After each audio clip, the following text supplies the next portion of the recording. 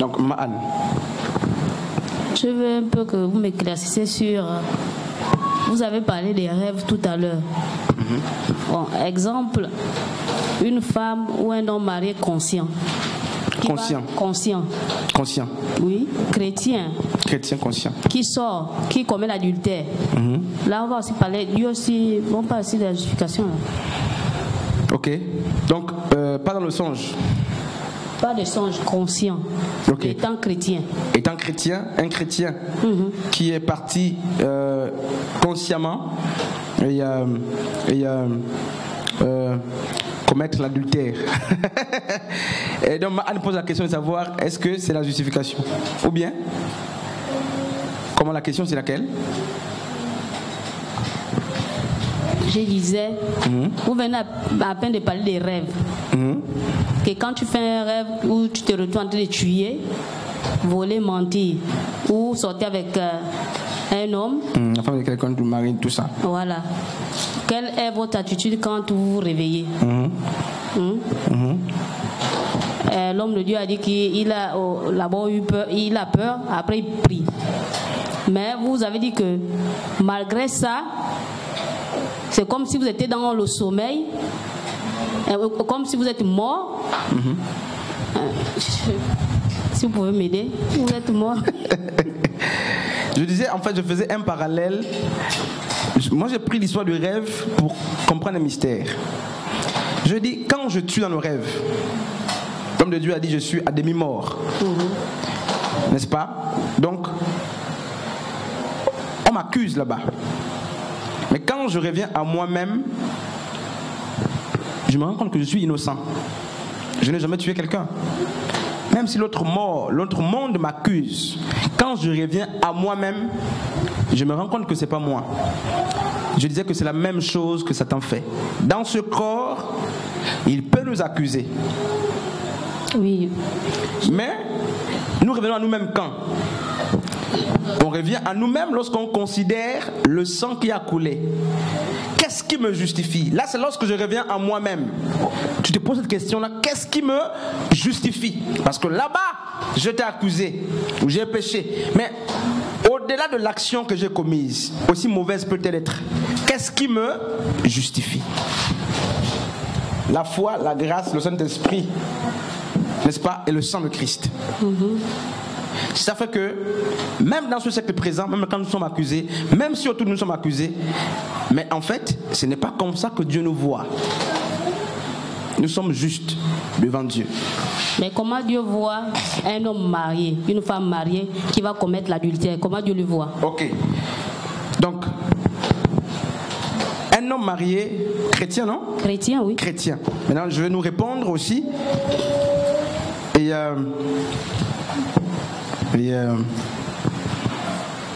je vais te lire là. C'est une question grave, n'est-ce pas? On entend parler constamment d'inconduite parmi vous. Ailleurs, on dit d'impudicité.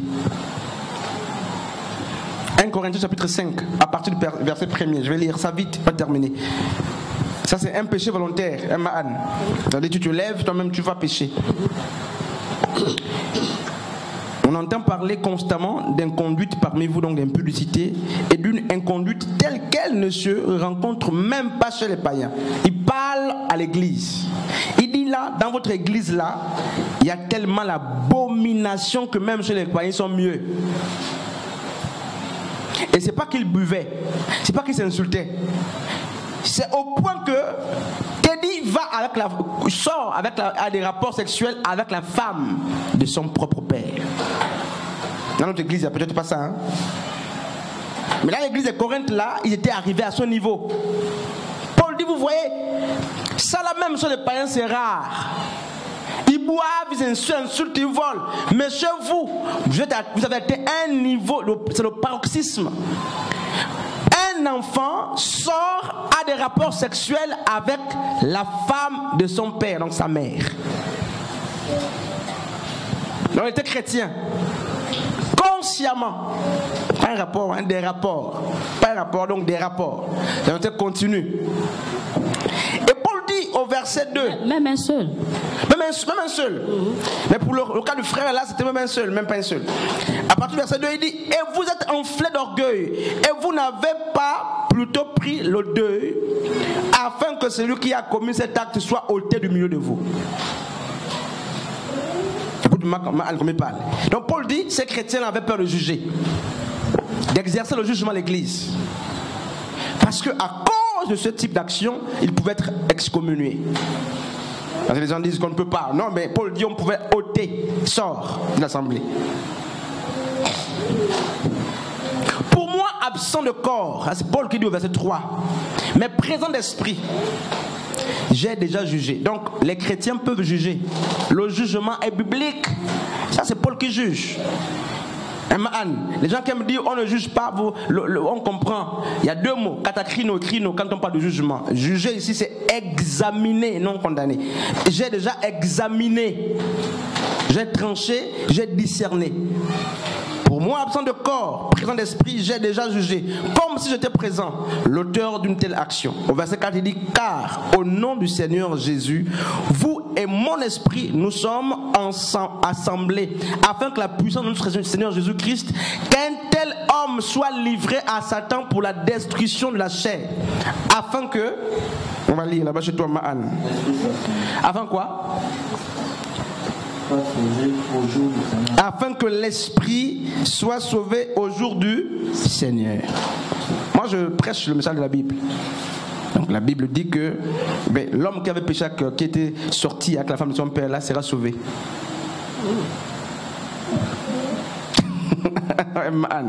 C'est pas moi qui parle. Donc non, on n'encourage pas le péché.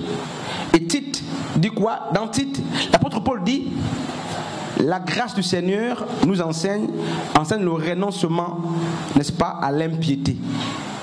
Pour savoir qu'un frère est dans la grâce ou dans la justice, regardez sa manière de vivre. Ça reflète le royaume. C'est des éléments qui peuvent nous aider à savoir que le frère est dans la grâce ou la justice. On n'a parfois pas besoin de connaître la vie spirituelle. Vous regardez, parce que quand la grâce est là, on fuit le péché. Et quand il y a trop de péché, ça peut être une preuve que la personne n'est pas dans la grâce du Seigneur, n'est pas justifiée. Parce que la justification nous amène à nous consacrer. Alors, un tel frère il a péché, il va être réprimandé par le Seigneur. Il est dans une église organisée, mais il doit être repris. C'est le péché. Mais je ne peux pas dire qu'il n'est plus justifié ou qu'il n'a pas été justifié à cause de l'action qu'il vient de poser. Parce que si je dis qu'il n'est plus justifié parce qu'il est parti sortir avec une femme, je vais coller la justification sur la base des œuvres. Et donc je prêche autre chose. Parce que la Bible dit on n'est pas justifié par les œuvres. Et donc si c'est l'œuvre qu'il a commise qui n'est pas bonne ici, mais quand on dit on n'est pas justifié par les œuvres, on parle des œuvres, des bonnes œuvres. Et si les bonnes œuvres ne peuvent pas nous justifier, les mauvaises non plus ne peuvent pas nous rendre injustes.